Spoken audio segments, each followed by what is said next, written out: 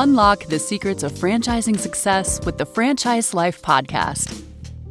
Hosted by Stacie Shannon.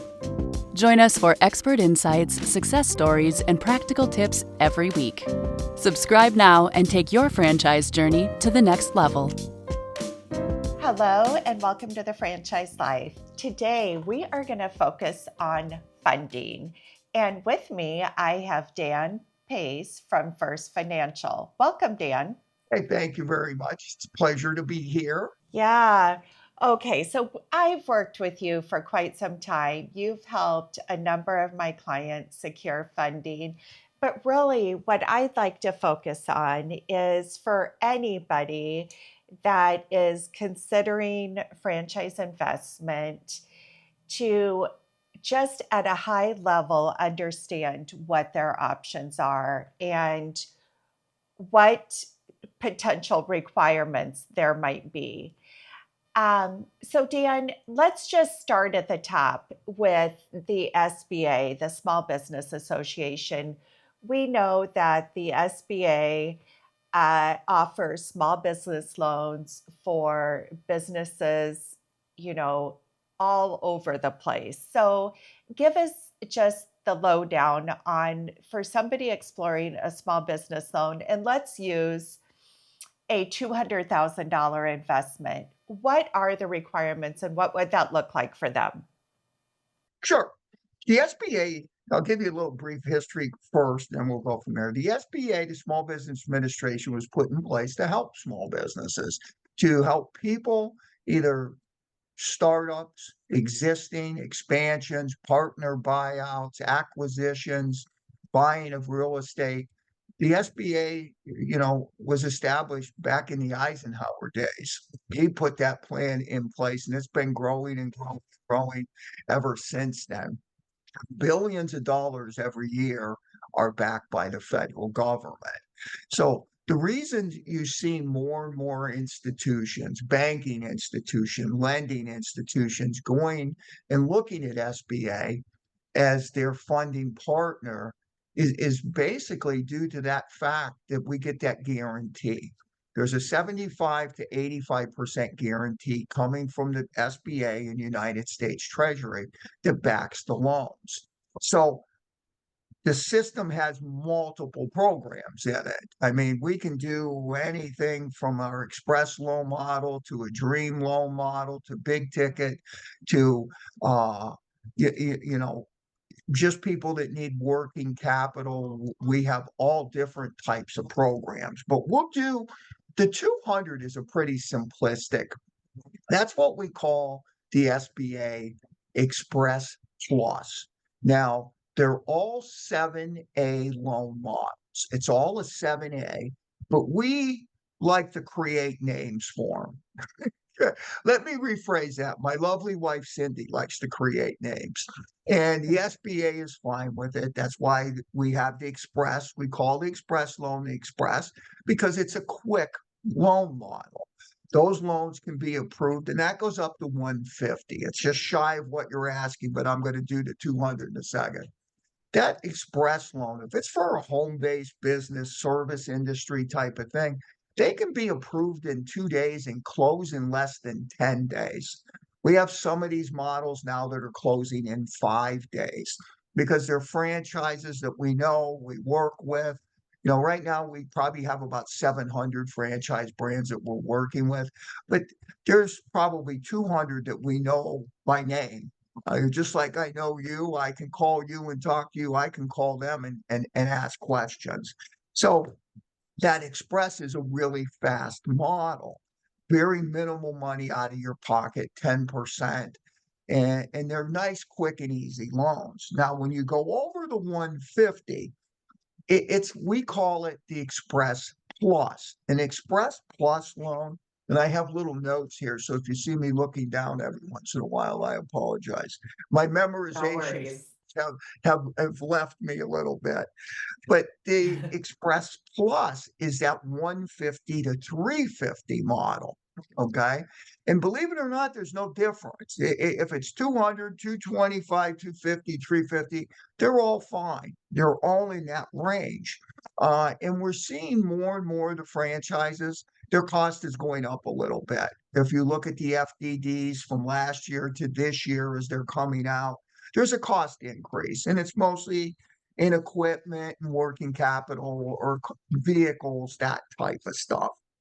But that $200,000, we run them the same as we do the express loan. They're based off 10% cash injection down on the loan.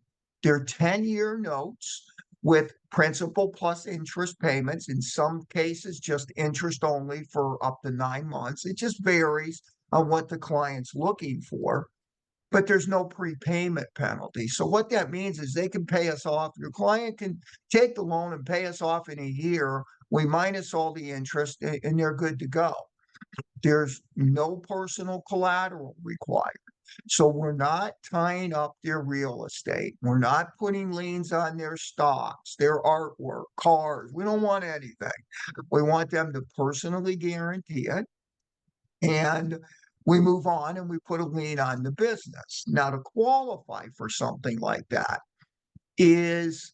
it's really very similar to the express. We expect you to have a net worth of at least what you're trying to borrow. That's the best way to explain it. So let's say you're borrowing 200, you should have a net worth of around 200,000. Now, if it's a little less, it doesn't mean we're not doing it, but we kind of set perimeters. But realistically, what we do is we kind of mirror what the franchisor says in their FDD. And most FDDs say we require you to have $50,000 in liquidity and a net worth of up, whatever that may be. So I tend to mirror what they're doing. But, realistically, that it's that 10% down. So you're coming up with 20% or $20,000. But where it gets a little difficult is Mr. Franchisor's franchise costs more than what we want as a down payment. That's normally what we run into. So let's say it's a $200,000 franchise, but the franchise fee's 50, and I'm only asking you to give us 20. That means there's $30,000 that you've paid to the franchisor. So what we've been doing in those cases, because the SBA has a strict policy about giving money back to people. It's taboo is the best way to say it. So instead of us physically giving it back to you, we increase your working capital within your loan and give it back to you that way. So we're really financing pretty much 90% of your loan. That's our goal, to do it that way. We want you to have to be able to keep that money in case you need it to operate the business. It does us no good to take all your money and you not be able to operate a business. But that criteria, you have to be, but we haven't really tightened up the criteria, but we look at it a little bit more because the SBA has actually tightened up their criteria. So for that 200, we want you to have liquidity wise. Let's just pick a number. It's pretty easy. We want you to have liquidity of $45,000, 40 to 45. Liquidity means monies that's either in your checking, saving, stocks, bonds, or retirement account. We count the retirement as liquidity because realistically speaking, you can't take it without doing a rollover, but you're going to pay a penalty unless you're 59 and a half. But you can touch that money if you want. And we'd want that net worth to be around 200. So that's kind of your criteria. We'd like to see you to be a 700 or above FICO 8 score, which is pretty much it's a mortgage score that all banks use on mortgages. But once again, I want to say it properly because I don't want it to sound as a bad thing. But the stronger the client is, the better everything fits into play. Is the best way to look at it. But that's kind of what we're looking at. We're not, because remember, we're not taking your real estate. If you have a home, great, God bless you. We want you to be able to cover your personal debt service. So if you're a husband and wife, and one is leaving to run the business and the wife has a job, that's a big plus, okay? Because now I don't have to go in and cover personal debt service on top of the loan debt service. That's called global financing. Global is much harder for banks to get their grip on because now we got to go back and calculate everybody's monthly payment, and cost of living in California is more than it is in Pittsburgh, Pennsylvania. Okay. Right. LA is more expensive. So we have numbers that we have to plug in to cover personal debt service.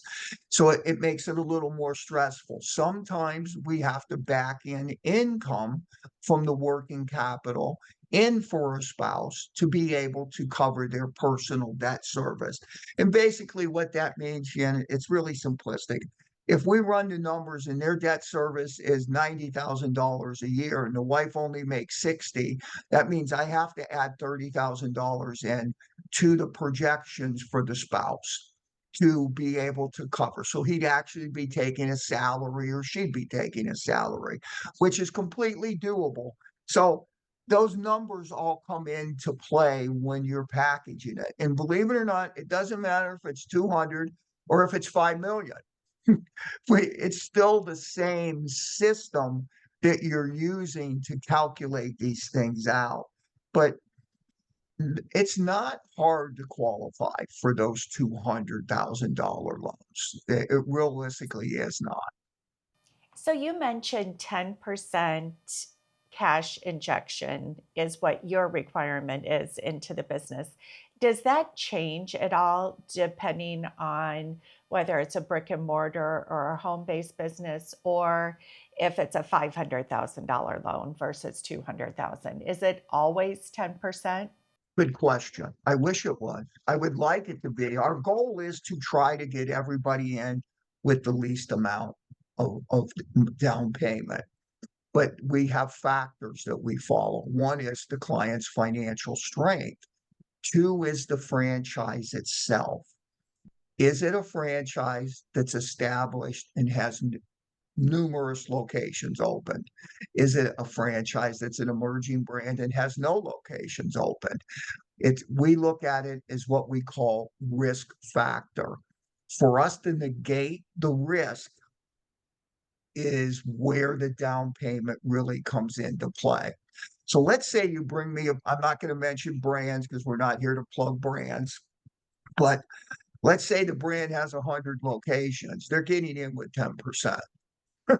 Because we have something we can see. We have an item 19 that you can look at and I can look at, and we can see that this group knows what they're doing. When you have an emerging brand, let's say they only have 10 locations. Now we don't, in a lot of cases, we don't even have an item 19 to look at. So we're kind of justifying, we're putting everything onto your client. In other words, everything's going to reflect off them because we don't have a lot to look at on that side. I'm sorry, I thought I put that on quiet. That's when the down payment reflects. We very seldom, if ever, that I can remember, would require a client to come in with more than 20% down. I don't think we've ever done anything more than that. And when we do that, that's basically when we're looking at that emerging brand statistic that we just don't have anything. And don't get me, it's not like we don't do emerging brands. I think we approved 4 today already, but it's riskier, and it could be, it could be 11% down. It could be 15. It just varies because I have to figure out the debt service portion of it. But the stronger the client is, obviously the better the product that we're going to offer them. And it sounds like a catch-22, but it's just how banking is. It's how we look at the individual client and how we're going to look at our repayment history, basically. So it really is a very individualistic process. It depends on the brand, it depends on the financial strength of the investor. Uh, Let me ask you this, because this is something I face. I will have clients on occasion tell me, you know what, I have a good relationship with my local banker, so I'm going to go to my bank and talk to them about an SBA loan. And I know, and I've been there, I've done that. I've gone to a local bank for my very first business, did an SBA loan, but I know that the number of SBA loans that the local banker does versus what you process in the franchise world is far apart from one another. So, what would you say to somebody that is considering going to a local banker versus working with you? What? Sure. I'll start off with the pros. The pros are that you already have a banking relationship with somebody within that bank. But uh and you think and you're more comfortable. And I understand that. I really do. A lot of cases I'll say to people, listen, go ahead and try. Just make sure you don't get your credit pulled. Go in and talk to them. Uh and possibly they can't do it. There's thousands of banks out there and they all want to loan money. There is no doubt. But when you go to your regular bank, the people that are sitting within those four walls are not SBA people. They are retail people. And I've worked the retail side for about 2 months and hated it. So it's more open up a credit card. It's more, let's do a mortgage. It's business relationship. Open a checking account. That's what they're good for. Now, they do have people that do SBA, but they're always off-site. Very seldom is there a direct SBA person within the bank. Uh, but if there is, then that's a plus. Listen, every bank has to follow the same SOP. SOPs are the standard operating procedures for the SBA and the United States Treasury Department that backs the loans. We can't make stuff up for one client or another. You have to stay in the box and follow it. If somebody does SBA loans, on the positive side, they should be able to do an SBA loan. It just depends on what their criteria is. Now, what I have found to the negative side is normally when you go in, they can punch everything up because you're a banking customer. They can see what your equity is within your house. They can see how much money you have in their banking accounts. They can see if you have CDs and they can see all these different things, which means they're going to look at an easier way for you to physically do it. I need 150. Well, geez, you got 400,000 in equity in your house. Why don't we make it easy and just do an equity line against your house? That's what you run into when you're in the retail side. Now, and the next biggest factor is most banks do not understand franchising. They've never done a franchise before. They don't understand the guidelines of franchising. And they may come in and say, okay, you look really good, but they don't even understand how to look at an FDD or they don't know this. There's a lot of working parts to the franchise business. And I call it a family because it is. We're all family. We all work for the same goals to let people become entrepreneurs. But a lot of the banks, they don't understand it, or they don't loan little bits of money. I have friends in the banking industry for 30 years now. I have guys that, Dan, we won't even look at a loan less than $500,000, and some are even more. So it's not understanding when you walk in what that bank is willing to do. And when you walk in the bank, you know, take a look and see how many things they have posted up about SBA. There's Yeah. very few things that pamphlets or anything that are there. It's about equity lines and things of that. I've always thought and I'm not here to plug me. There's a lot of companies out there that do SBA loans and are good at it as well. But you have to be with somebody who understands franchising and can come back to you and say, listen, you're not you're not projecting enough income for yourself to cover these things. And in retail banking, they don't understand that. They just look at your mortgage and say, okay, well, can you afford to pay this extra $500 a month if we loan you 150 grand? They don't think about the business debt because they're not financing the business debt.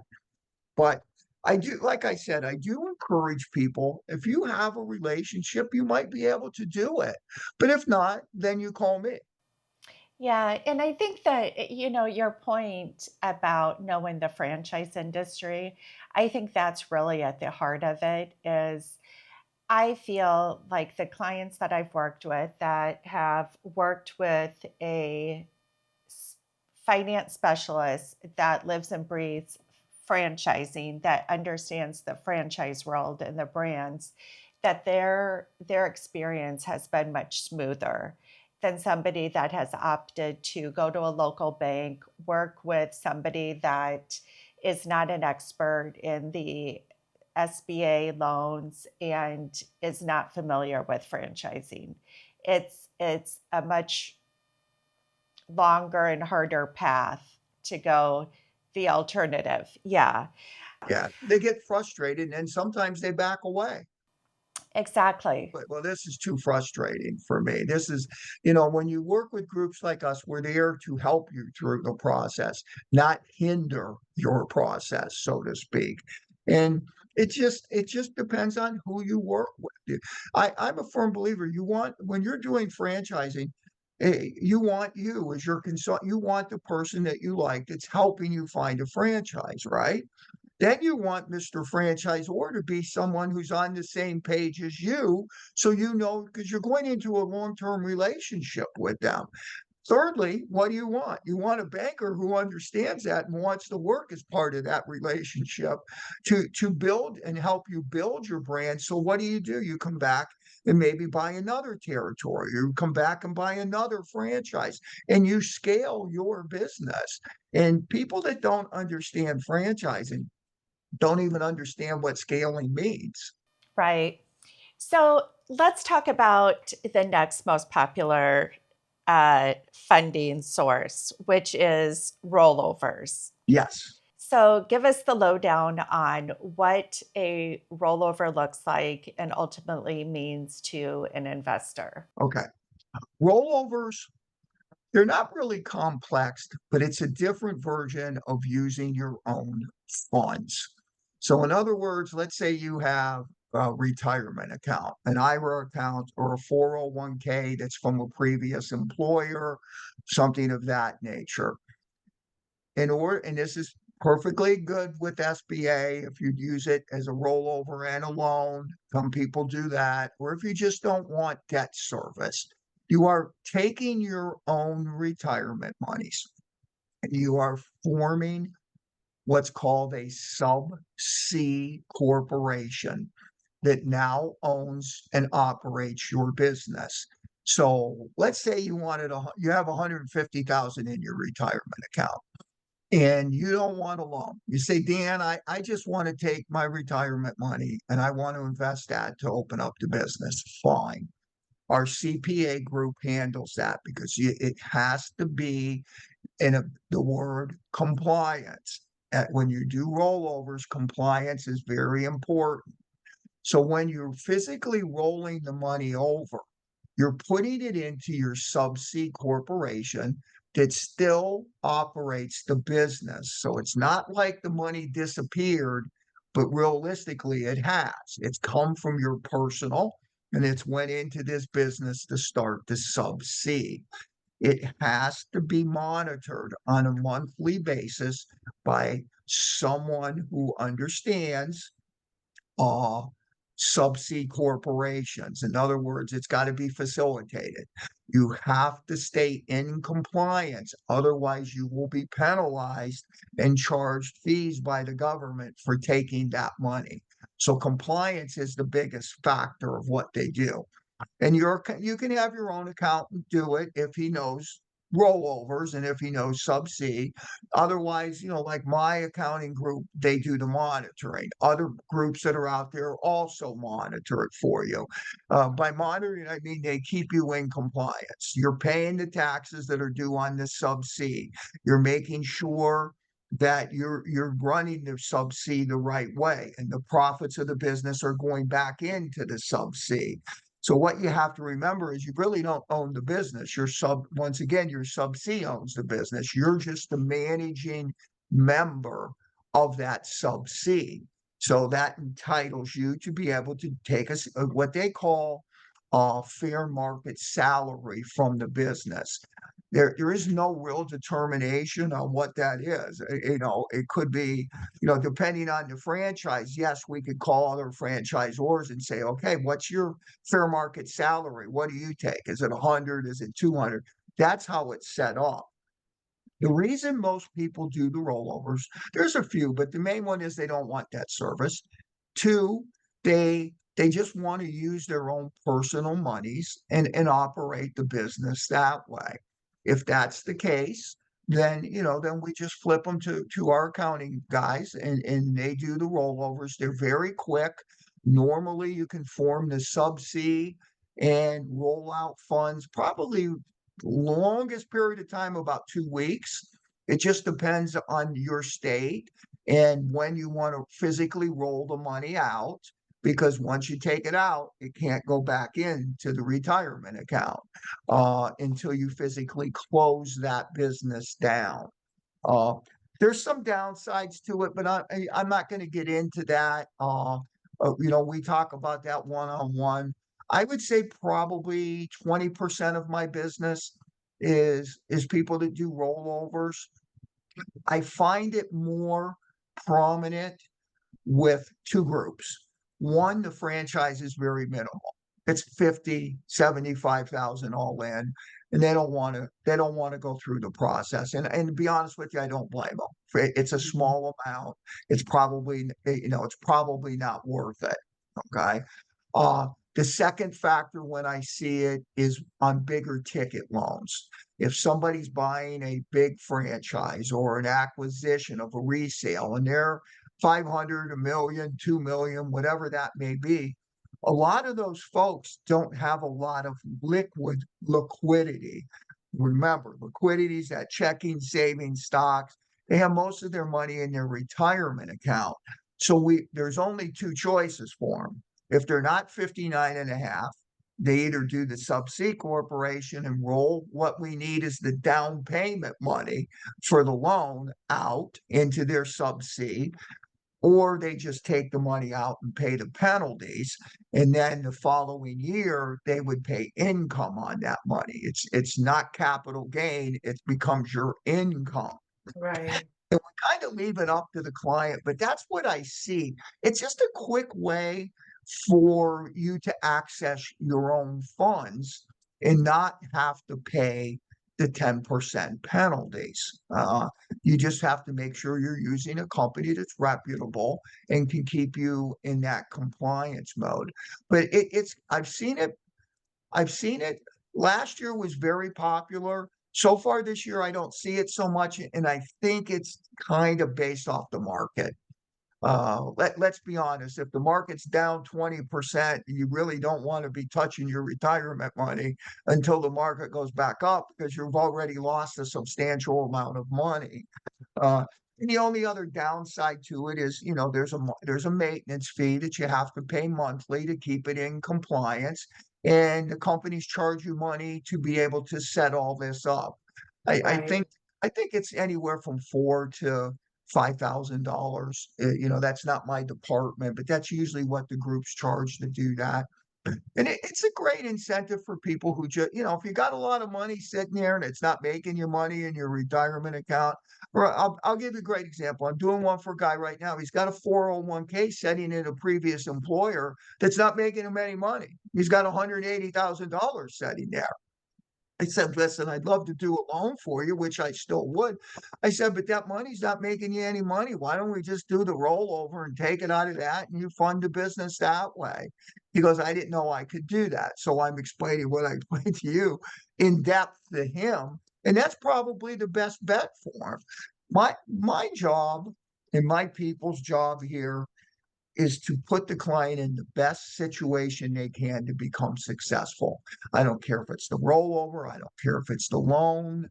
I don't care if it's a personal loans, whatever we have to do to make them cash flow positive in the quickest and shortest time they can and become the entrepreneur that they've been dreaming about.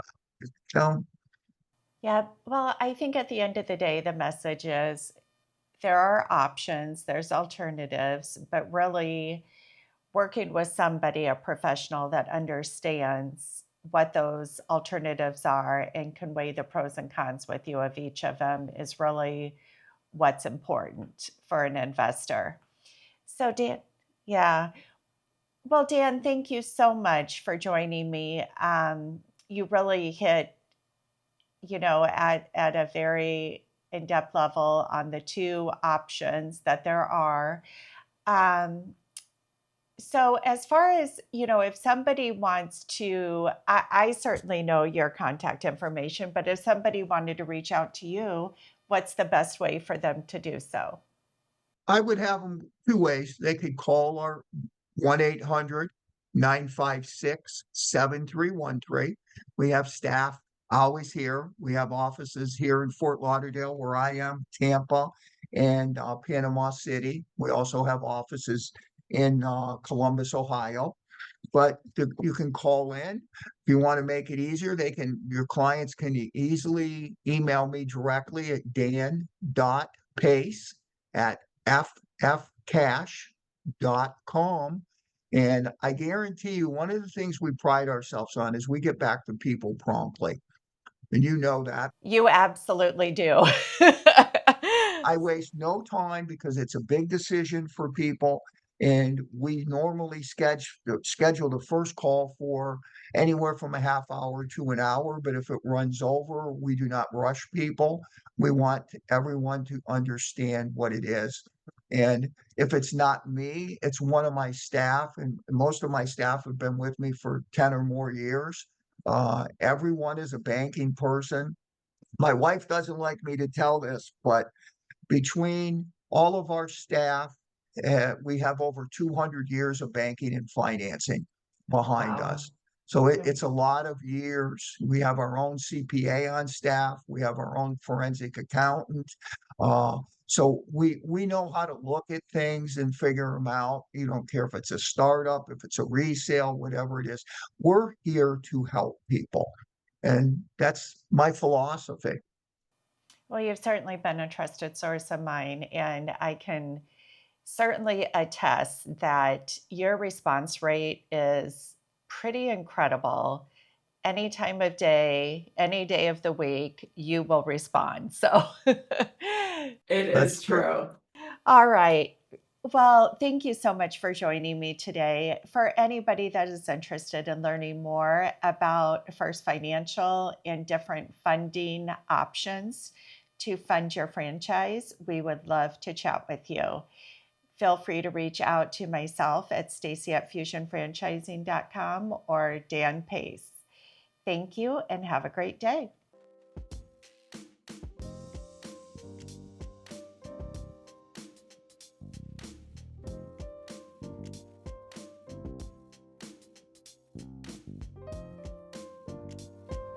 Thanks for listening. Subscribe for more on the franchise life.